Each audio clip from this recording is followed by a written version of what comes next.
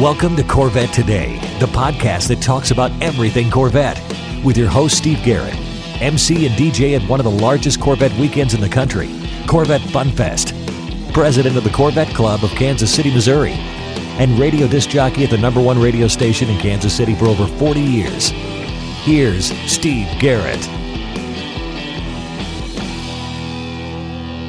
Thanks for listening to Corvette Today, the podcast that talks about everything Corvette. I'm your host, Steve Garrett. I appreciate you tuning in. You can listen to Corvette Today on all podcast platforms. You can also listen on your smart device. Just say, Alexa or Hey Google, play the podcast called Corvette Today, and you're connected. Also, visit the Corvette Today website. It's CorvetteTodayPodcast.com. And while you're there, make sure you visit the Corvette Today merchandise store. You can also sign up for Corvette Today emails, notifications, and updates at corvettetoday.ck.page. And don't forget, join the Corvette Today Facebook group. We have over 3,000 members, and I'd love to have you as a member as well. I'm also excited to tell you about the new YouTube channel for Corvette Today. Be sure and check it out and see your favorite Corvette Today podcasts now on YouTube. First, I'd like to thank our flagship sponsors of Corvette Today, Aerolarri Wheels, a true forged wheel with over 20 unique design styles to choose from for your C8 and wide-body versions of the C7, C6, and C5 Corvette. It's an absurd value starting at only $19.88 for a set of 4 fully forged wheels. And use the promo code CT100 for Corvette Today 100 and get $100 off your purchase. Visit aerolarri.com. That's AEROLARRI.com and use the promo code CT100 for your $100 discount. Also, midenginecorvetteforum.com, the forum that focuses on the new mid-engine C8 Corvette.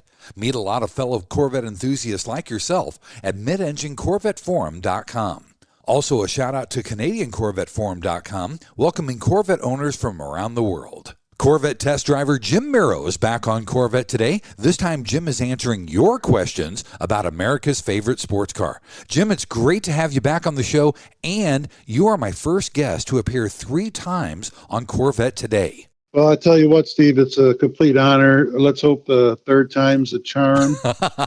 I'd like to, first of all, thank everybody who's not only listening, but submitted questions. I've seen them all. I want to just tell you, if I don't say it at each individual question, they're all great. And also, over the next month or so, I'll do my best to whatever questions we can't get to here, I'll try to do a direct answer to you guys on the forum. Fantastic, Jim. Well, let's get into segment 1.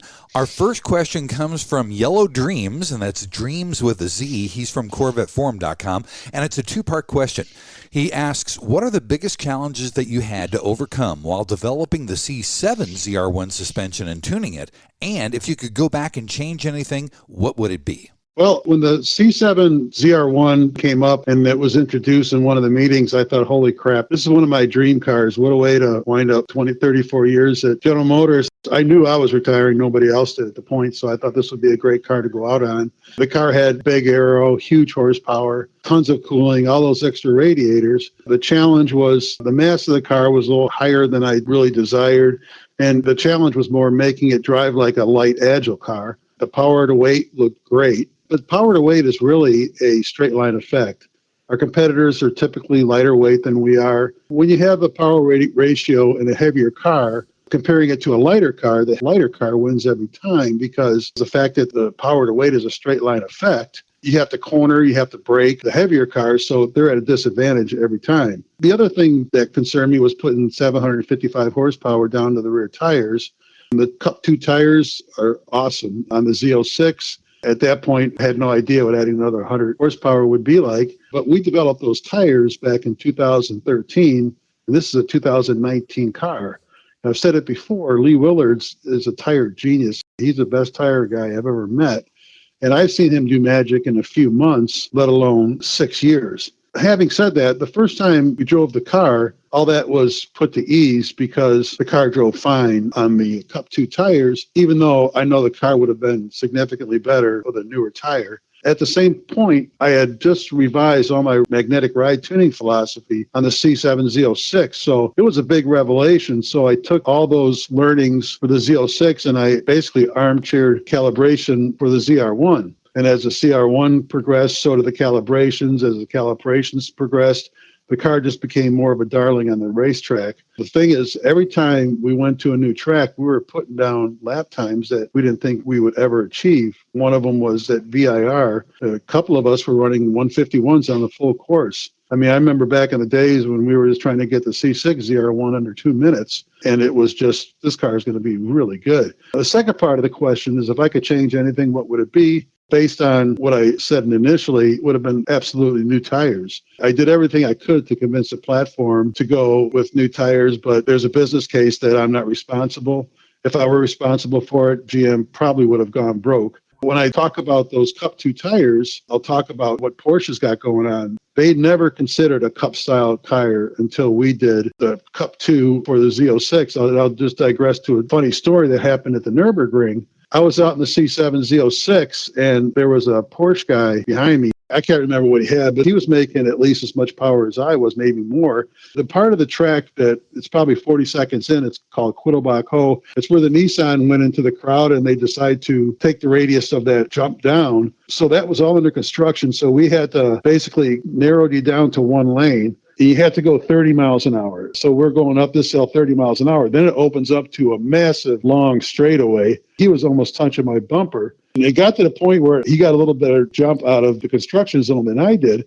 And he was back and forth, and he clearly wanted to get around me, but he couldn't go unless I signaled him to pass. And I got to the next corner, which was the turn going down into the foxhole or Flugsrow. And I just said, let me get through this first turn, and I'll never see the guy again. And probably a minute later, he was gone, out of my mirrors. Now, this is before they had the Cup 2R tire. So I finished the lap, and the Porsche guy, I think he came in, and there was a couple other cars sitting up at the paddock, and Mark Royce and Dan Amon were there. And I came in, and the Porsche guys were looking at our car, which typically doesn't happen too often, in the paddock. And I think it was Royce just looked at the drivers, and these weren't their development drivers, these are factory drivers.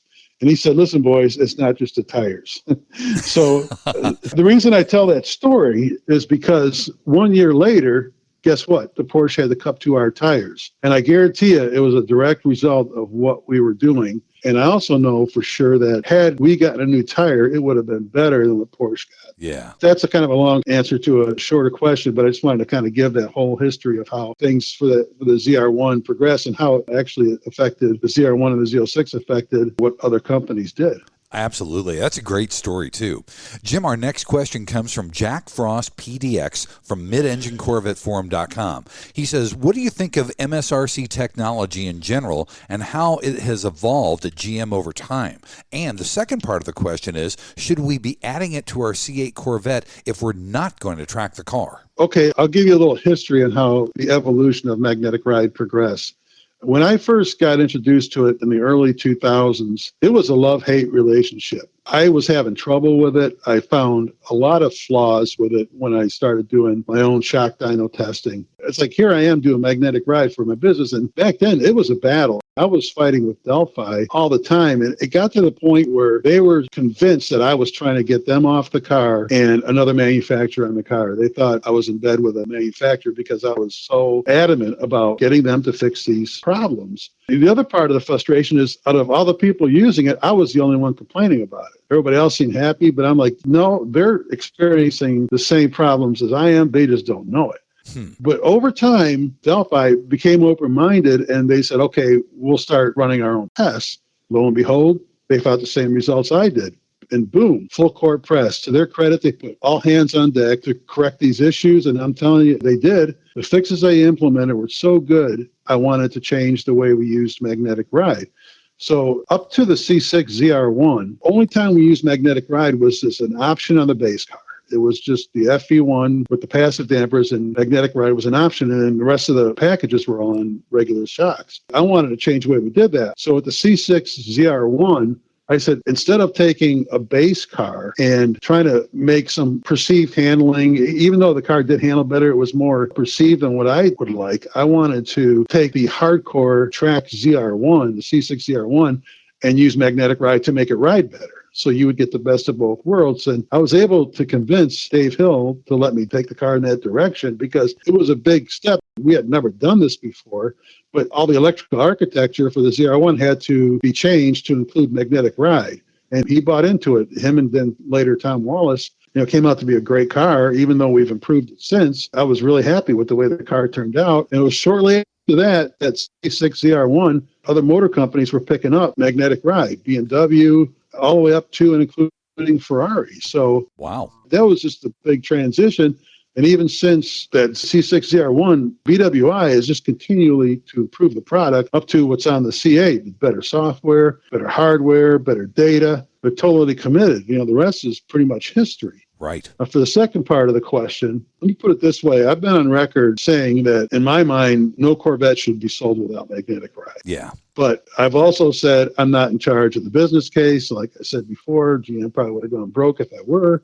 But I know they have to keep the base price of that car as low as possible. And relative to the track versus the street use of magnetic ride, it's actually more beneficial on the street than it is on the track. On the track, it's huge. But if you look at, say, a regular shock Corvette, that car has to be capable of driving up to 200 miles per hour, driving exceptional up to 200 miles per hour. So if I have to make it drive exceptional at 200 miles per hour, that means that those kind of speeds, I have to add a lot of damping. Well, anything I do to make the car drive good at 200 miles an hour, I own at 50 miles per hour. So the car is totally compromised. With magnetic ride, everything I do at, say, 50 miles an hour or virtually your daily driving, I can scale all those damping factors for high speed. So whatever I do to make the car drive good at up to 200 miles an hour doesn't affect anything I did at 50 miles per hour. Gotcha. Also, magnetic ride has great handling algorithms. So if you take a base car or a FE2, I can give the car more agility, better steering response, flatter cornering by just using the algorithms with magnetic ride. But if you want those same attributes with a passive damper, you got to put in higher spring rates, bigger stabilizer bars, increase the damping, which will make the car just ride significantly worse. Amazing. Pretty cool. Pretty cool technology. Absolutely right. Buddy, our next question comes from Telapierre from CorvetteForum.com. He says he'd like to know if you can share some Corvette team thinking on the Nürburgring record attempts and the reaction to competitors' efforts. We know by now that General Motors' approach is platform tuning first and fast lap is the second priority. And then there's a second part of this question as well. It would be interesting to discuss what happens, if anything happens, when you learn of a new record. What happens after that? Well, okay, I'm going to attack the second part of this question first. From a corporate standpoint, when somebody put out a lap time in an official capacity, we never talked about it. We didn't spend much time. What can you do? The Nürburgring lap times are honor system, right? You just got to assume that they ran it straight up like we do. We had bigger fish to fry. There's always new variants coming down the line. It was pointless spending any time reflecting or considering doing anything about a competitor's lap time. All we knew is we just needed to put our best car forward and let the results speak for themselves. Now, having said that, on a personal level, a little different. When I would see a lap time posted, let me step back. Okay, I love being an engineer. I loved it since I was young, but more than being an engineer, I loved racing cars and honing my driving skills. And anything track related, whether it be when I was racing or on the Corvette, is very personal to me. So clearly when somebody put out a lap time that made me go, what? I couldn't resist digging deeper into it. And I did this on my own time at home at night. I would do my own little analysis, and I had some fairly decent tools without going into a lot of detail. But when somebody would post their video, because I heard a time that I needed the video, then I could do my own analysis based on the video because I had the data for my cars, and I would look at their entry speed, their exit speed in a certain corner, the corner duration, acceleration to the break point of the next corner. I'd use things like power to weight, mass downforce, aerodynamics, and then I could come up with a pretty good idea if that lap time was legit because I could always refer it back to the data that I had. By then, we had a lot of laps. I knew all those things for my car, and I could use the video to compare it to those cars. After I got the result, I never took it to the company. It was for my own satisfaction. Right. GM wouldn't speak out because Porsche did that to Nissan probably 10 years ago, and it amounted to nothing. Now, I digress back to the first part of the question. There was always a lot more effort in achieving lap times put forth by other companies. We knew that, and we knew what they put into it. It just wasn't one of our priorities. At least it wasn't our highest priority. We didn't have the luxury of spending loads of time in Germany with the single objective of laying down a lap time. You know, I know when the GTR was there, I think they did their fastest lap 7:09. They were there all summer long. They were there for 5 months. Wow. But we were there. We would do our 1 or 2 trips, and all we could do is make the car drive exceptional on the Nürburgring and the Autobahn. And then a byproduct of making the car drive exceptional on the ring was a faster lap time. So when comparing to what they do to what we do, probably the best analogy I ever heard was I was at a Corvette Corral. I think it was back shortly after or around the C6 ZR1. And Taj was giving a speech to put things in their proper perspective. He was comparing us to the GTR. They posted a video. He said there was probably 20 or 30 people over there supporting the GTR, probably 5, 6, 7 cars. And he said in comparison, we sent Mero, Mosier, a technician, and a 6-pack. That's awesome. I never forgot that one. That's great. That's a great response from Taj. All right, buddy, our next question comes from John Elegant from midenginecorvetteforum.com. He asks, what are the most rewarding specific track experiences you've had while testing Corvette?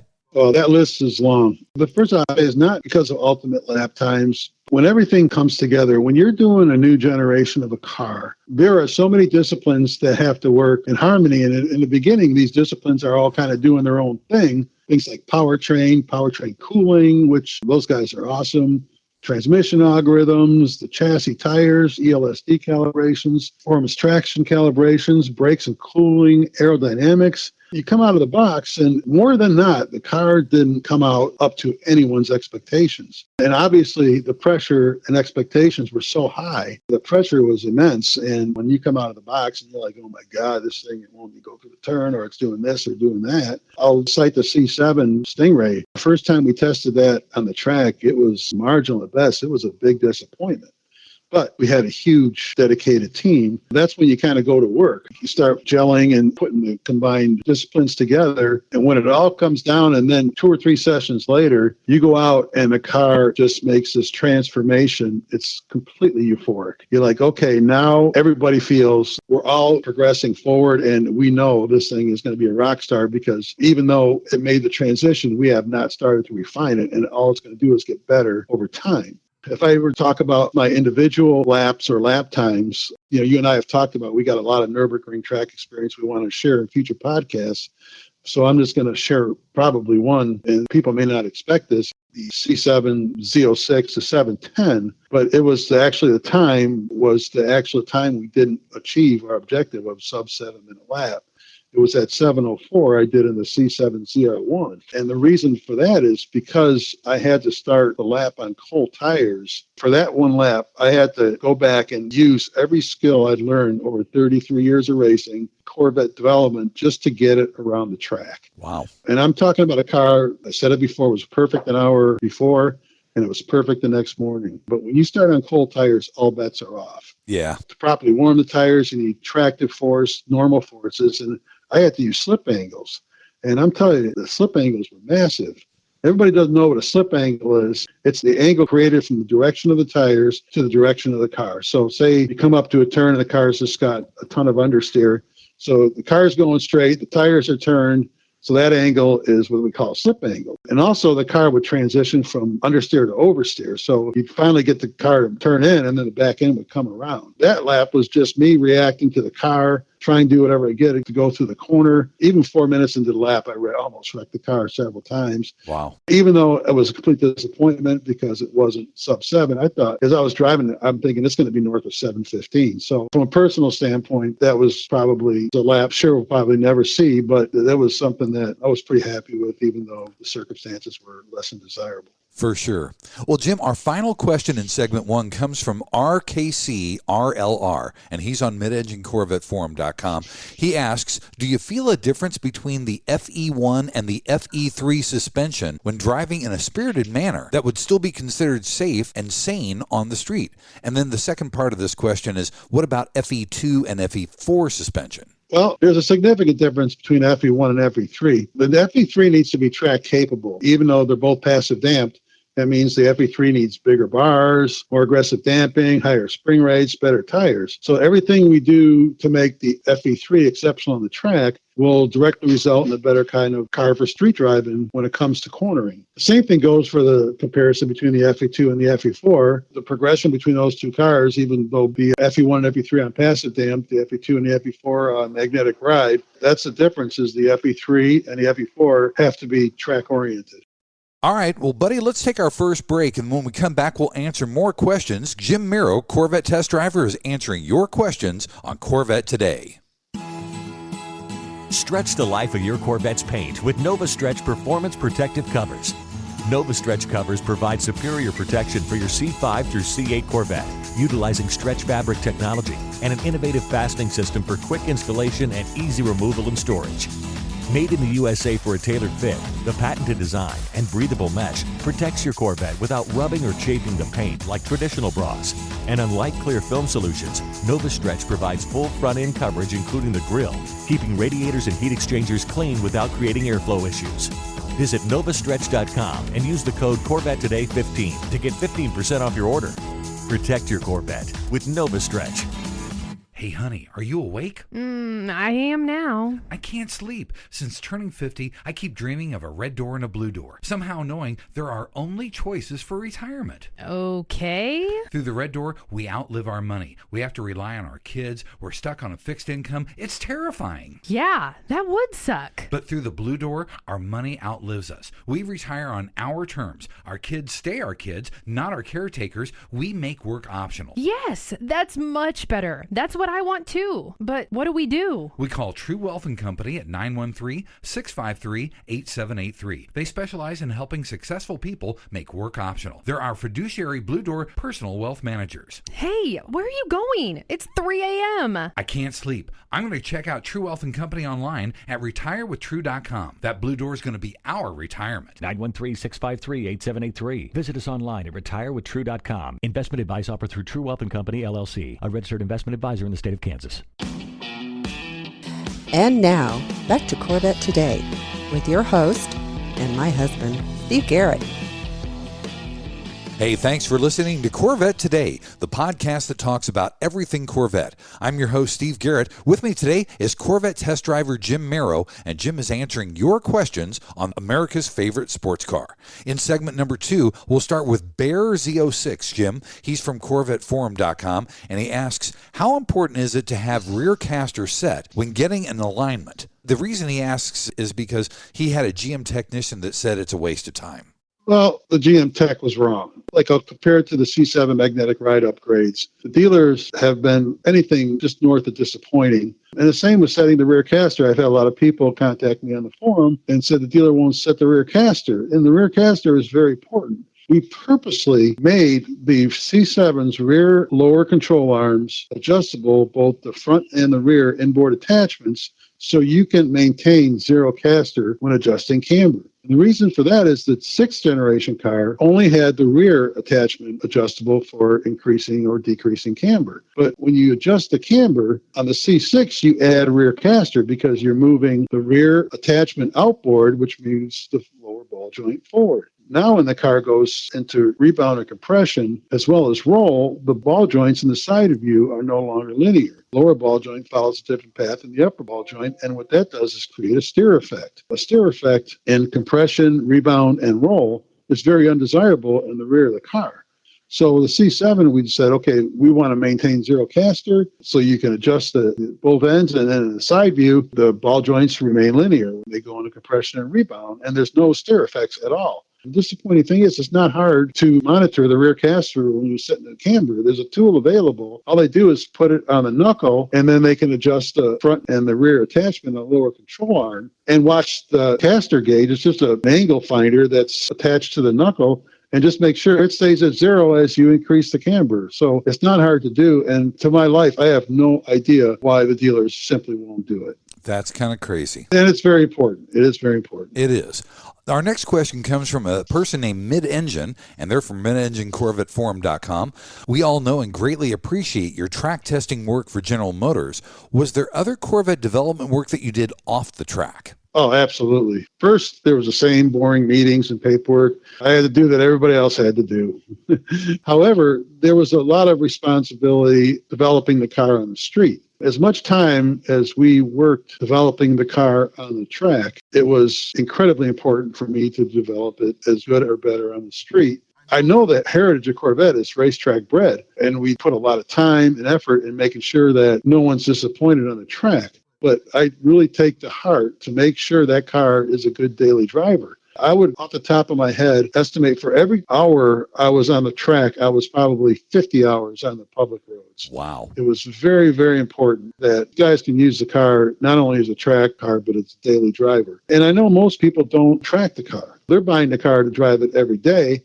And I can't disappoint them. I want to make sure that this is a car that they're wanting to walk out of the house and enjoy driving to and from work. I wanted to make sure it was really good for that. For tour and sport, I would find the absolute worst roads in Michigan, which they're really bad here.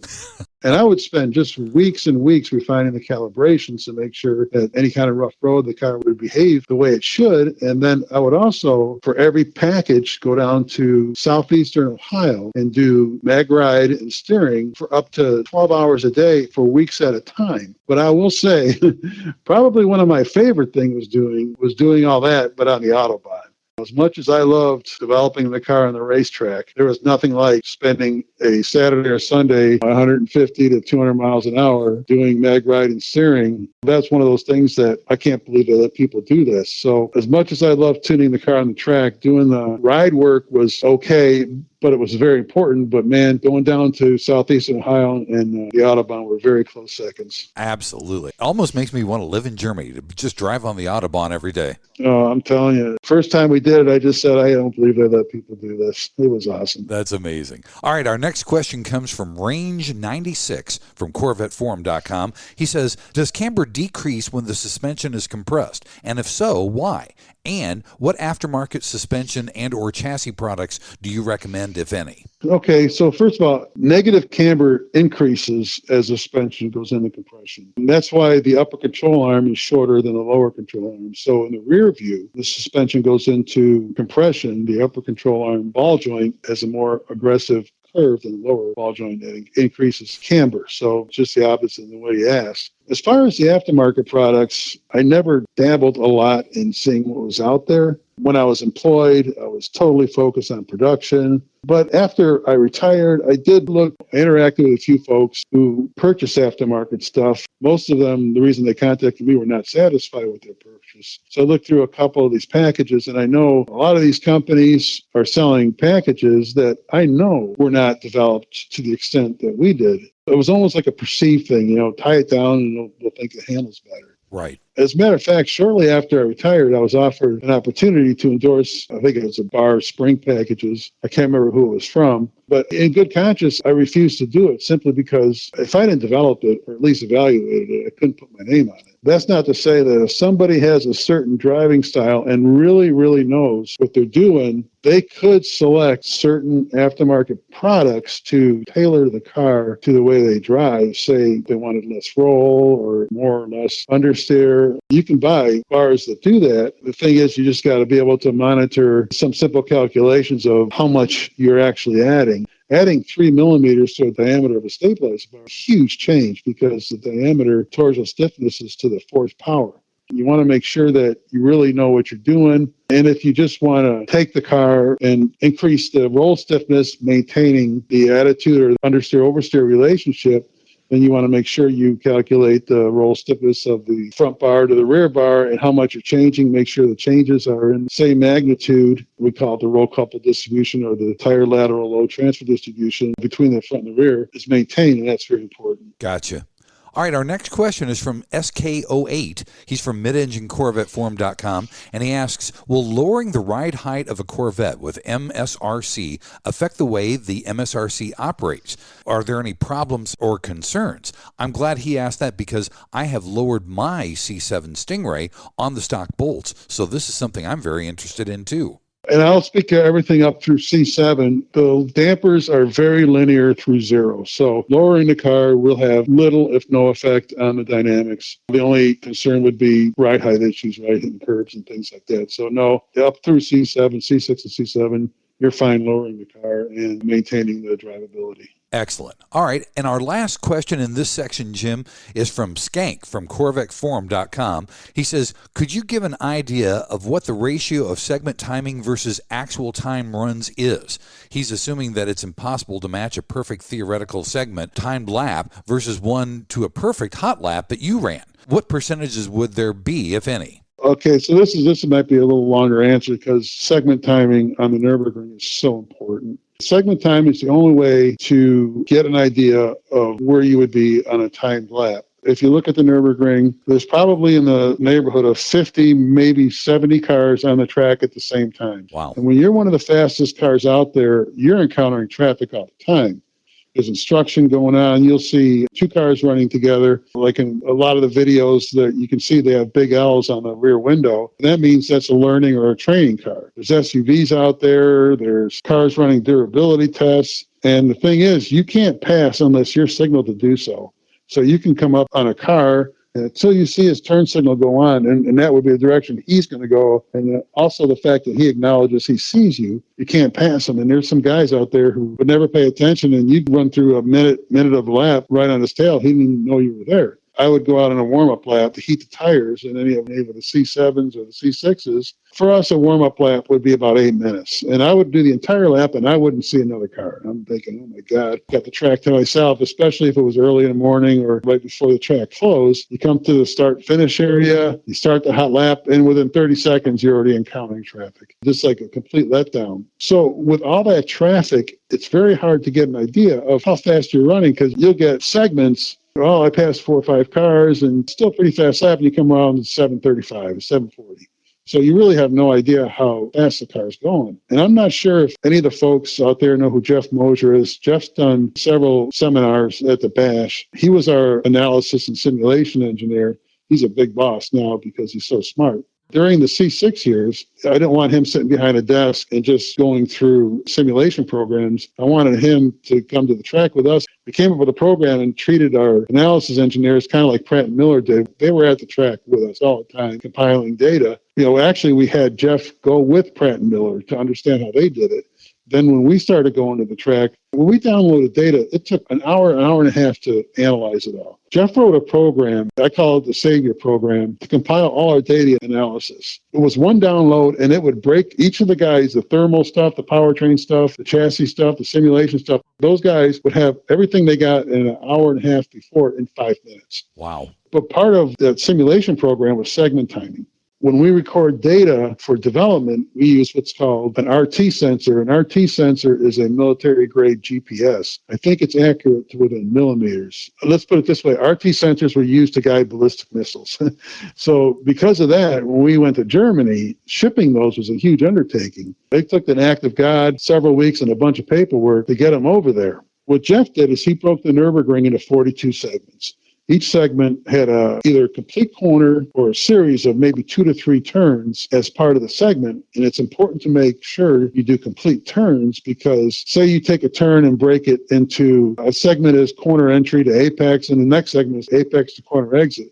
Well, you can come into that corner super hot, get it to the apex, and then blow the exit, and then the next lap come in fairly slow, but get a good shot out, and you would get that second segment. Then you would have a segment time that's unrealistic that you could never do because you can't drive the corner from corner entry to corner exits like those two segments. Jeff really put a lot of thought into it. And as we were accumulating laps during our industry pool testing, we would then start getting an idea of what we could do on a single lap. And the way it worked is when we downloaded data, I would get the file, I would put into an analysis program, and then it would spit out a table of these 42 segments that I just did in that session. It would be 2, 3, 4, or 5 laps. I would get a time for each of the 42 segments. And it would put that table into a bigger table with all the previous sessions I had run up to that time. Wow. Then it would color code the segment times green and red. So over a week or two, when you're getting up to 30 laps, that segment sheet became very large.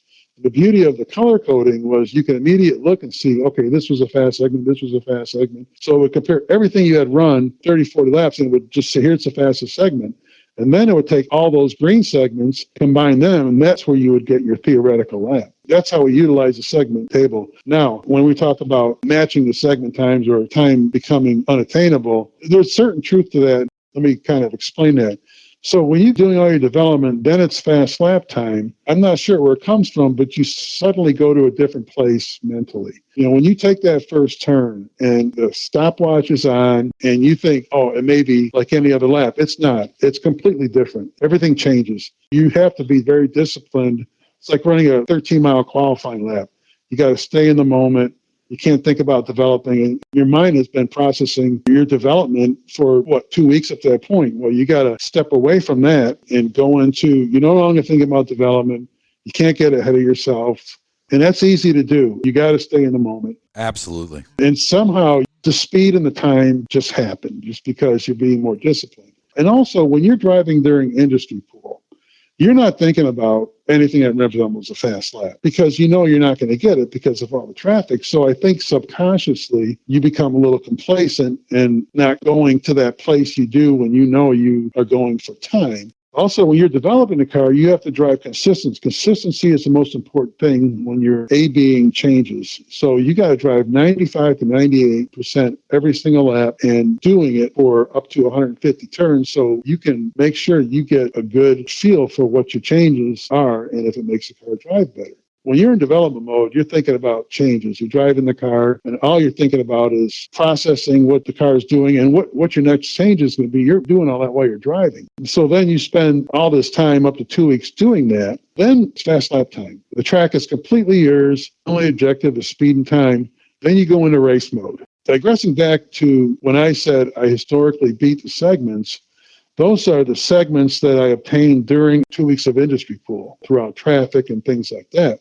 The longer we drive, that segment time tends to flatten out, or the improvements in it. I mean, we'll go out for a tank of fuel and I'll come in and start running the numbers. We would be elated if we picked up a few tenths of a second or dropped that theoretical lap a few tenths of a second. But when I finished a fast lap, say for the C7 Z06, I had 2 one-lap sessions at the end of the day for fast lap. So after I do a fast lap, if I put that data into the segment table, the time decreases by 2 or 3 seconds. Wow. So then when you start including fast laps into the segment table, that's when the time becomes unattainable because now you're getting closer to have to drive to complete perfection. I've said it before, if you ask any race car driver if they've ever driven a perfect lap, the answer is always going to be no. If you could drive to perfection, how fast the car would be. For instance, I'll say, I think our segment time for the C7 Z06 was like a 7:13 of all the industry pool data that we got. After I ran those 2 fast laps, it went down to like 7:07. The car is capable of a 7:07, maybe a 7:06. You got to be perfect. Absolutely right. Well, buddy, let's take our final break, and when we come back in segment 3, we'll finish up our questions asked by you with Jim Mero, Corvette Test Driver, on Corvette Today. American Hydrocarbon, your one-stop shop for custom interior, exterior, and engine bay items for your C4 through C8 Corvette. We can help you create a custom look for your Corvette with carbon fiber or 10 different color patterns and styles. We've served customers in over 28 countries all around the world. Whether it's a custom-made engine cover for your new C8 mid-engine Corvette or custom-made C4 interior upgrades, American Hydrocarbon can help you transform your Corvette into a best-in-class show car. Our products have been featured in Vette and Corvette magazines, so give us a call. 813-476-5638. That's 813-476-5638. Visit our website at AmericanHydrocarbon.com or email us at pat@AmericanHydrocarbon.com. Let us help you make your Corvette the car you've always wanted it to be. American Hydrocarbon. This is the Corvette Today podcast with Steve Garrett. Hey, thanks for listening to Corvette Today, the podcast that talks about everything Corvette. I'm your host, Steve Garrett. With me is famed Corvette test driver Jim Mero, and Jim's answering your questions about America's favorite sports car. Jim, in this final segment, we'll start with Irv Bulldog, 72. He's from Corvette Forum, and he asks, if you had fewer mandates and budget constraints on the C7 chassis development, was it still locked in the C7 suspension? What would you have done differently? And also, did GM ever test a fixed roof on the C7? Well, the first part of that question is easy. There would be 3 things I would have changed. First is tires. Second is tires. The third would have been tires. I spoke in one of the earlier segments answering a question about the development of Cup 2 tires and how much better they would have been if we did a ZR1 tire. Anybody knows me knows that tires are anything. Probably the second thing I would have done is maybe had more adjustability in the rear wing. Obviously, for safety, the thought was to do 2 positions, a street position and a track position. Right. The track position was determined by, we had a bunch of our high-performance drivers. All of them had different driving styles, and that's one of the tough things to do when you do a track-oriented car is when you're tuning for the masses, you got to somehow accommodate a bunch of different driving styles. So the wing settings were very conservative. We had it higher for more rear downforce. For my personal driving, I would have liked to lower the wing because I like the car a bit more freer than most of the people do. But that's just not a good thing to do for the masses. You want to deviate to the side of understeer. Relative to the second part of the question is, like you said, I'm one of those people who never took the roof off the car. Over 15 years on the Corvette, I might have put the convertible top down one time, and I never took a roof off the car. I will say I don't think we ever thought about or talked about a fixed roof on the C7. The objective for the 7th generation car with the top off was to have the same structural rigidity as a C6 with the roof bolted on. So the C7 structure is very, very robust. I don't know what the first bending and first torsion numbers would have been for the C7 if you had bolted the roof in as opposed to clamped it on. And also, I don't know if there's anything aftermarket out there relative to bolting in a C7 roof. Our next question, Jim, comes from Max Powers from midenginecorvetteforum.com. He says, I understand the benefits of transverse composite leaf springs, but if they're so good, why don't other cars use them? That's a good question. Sure is. When you look at it from a tire patch perspective, the tire patch doesn't care what kind of spring damper system is on the car. It just needs them both to work together. And there are benefits to the composite leaf. They're very light, and they do add roll stiffness. However, there's a lot of engineering drawbacks to the composite leaf. When you compare it to a coil spring, first of all, they're very big. They take up a lot of room where other things could potentially be packaged. They're very expensive, so the tuning library is very limited because it just costs a fortune to prototype those springs. So we were limited on what we could get for tuning. Say you got your original library and you want another rate. It took weeks, maybe a month, maybe longer for them to prototype a spring so you get it. So all that downtime. Changing them is a pain in the butt. Changing a coil spring takes a fraction of the time. I mean, you can do it in minutes. And when you're at the racetrack, that time is precious, and also that time is money. Also, with coil springs, you can maintain your ride height and cross weights by taking a few measurements before you remove the spring and resetting it after you install the new spring, where if you do a leaf spring at the track, you got to go back to ground zero and do the complete alignment over. Yeah. And the other thing is adjusting for ride heights, and cross weights. The leaf spring is a pain because you got to get under the car. You have to be able to use this special tool to lift the spring off the control arm, make your adjustment. Then you got to roll the car out, make sure the puck is not binding up on the control arm. So basically, the move to coil springs on the C8 was a really good piece of business. Yeah, probably was, for sure. Jim, our next question is from A.O. Zora on CorvetteForum.com, and he asks, I know that you've touched on this recently, but in your opinion, will the C8 Z06 with a Z07 trim and the Cup 2R tires make a sub-7 Nürburgring time? Will it make sub-7? Well, that remains to be seen. Based on my answer on the Corvette forum that kind of took on a life of its own that I wasn't expecting, I think it should. I'll give you some of my rationale that was off the top of my head. I call it my armchair simulation, and I'm pretty comfortable with it. And in the past, my armchair simulation was actually some closer than some of our objective simulations. My thought process during the answer to that question on the forum was, first of all, I compared it to my C7 710. At first, it was just because Z06 to Z06. But also, my C7 Z06 time was an actual bona fide time, warm-up lap, everything worked as it should have. Right. I didn't use the ZR1 because I have no idea how fast I would have gone given a warm-up lap on a clear track. So I just wanted to make sure that I was comparing it to something that we actually did. Right. Back to my armchair analysis, it's clear by now that I'm all about tires. Now, when I compared the Cup 1 to the Cup 2 tires, I think we got about a 2-second a lap time improvement on the Cup 2 to the Cup 1. Then if I consider the Cup 2s to the Cup 2Rs, for us, it could have been maybe a Cup 2R plus. That would have been another significant reduction in time. So then you think about the DCT. The 710 that I ran was in a manual. So I basically used second through fifth gear. DCT has way more gears available to keep the engine in its power band. The DCT shifts are lightning quick, much faster than a manual. And I said it before, I have no idea what the C8 Z06's horsepower is going to come in at.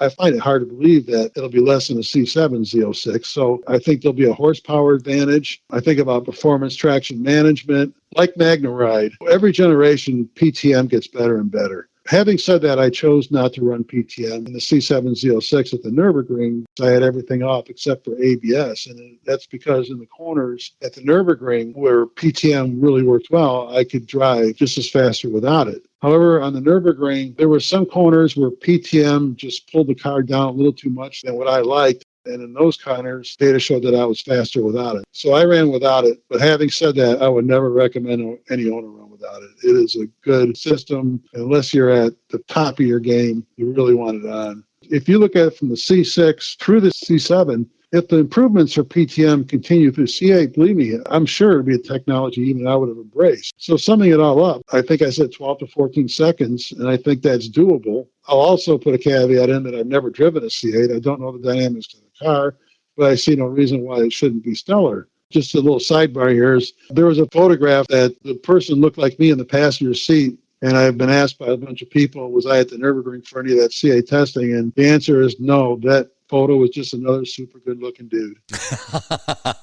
Absolutely right, buddy. All right, our next question comes from Little Cuda from midenginecorvetteforum.com, and he asks, are all C6 magnetic ride shocks interchangeable, and are the different characteristics based on the application, like Grand Sport versus Z06 versus ZR1? Yeah, so I've got to go by memory on this one. But when it comes to just the piston and the shock, which is everything, there were two different shocks. The FE2 or base with magnetic ride, the Grand Sport, the Z06 without Z07, 427 convertible, and the ZR1 and the Z06 with Z07 without cup tires, all the same shock. The Z06 with Z07 and the ZR1 with cup tires had a different shock or piston. And the differences between those two were fairly mild changes made in the piston just to add more hydraulic damping at very low shock velocities. Now, there might have been some mild changes based on the way we trim the cars for compression and rebound travel. I think those were only a few millimeters in either direction. So I really can't remember specifics on that. Gotcha. Well, that's okay. Our next question comes from Mark Avett from CorvetteForum.com, and he asks, what would you recommend for suspension on a C6 Grand Sport without MSRC that sees track use on an advanced/instructor level, but is mostly a street car? And he says, note, they likely had to compromise more for the street for the Grand Sport, but if you were to compromise more for the track, what would you change? Okay, so first let me start by saying I believe the C6 Grand Sport with passive dampers was only combined with an automatic and a convertible. That car was never intended to see a racetrack.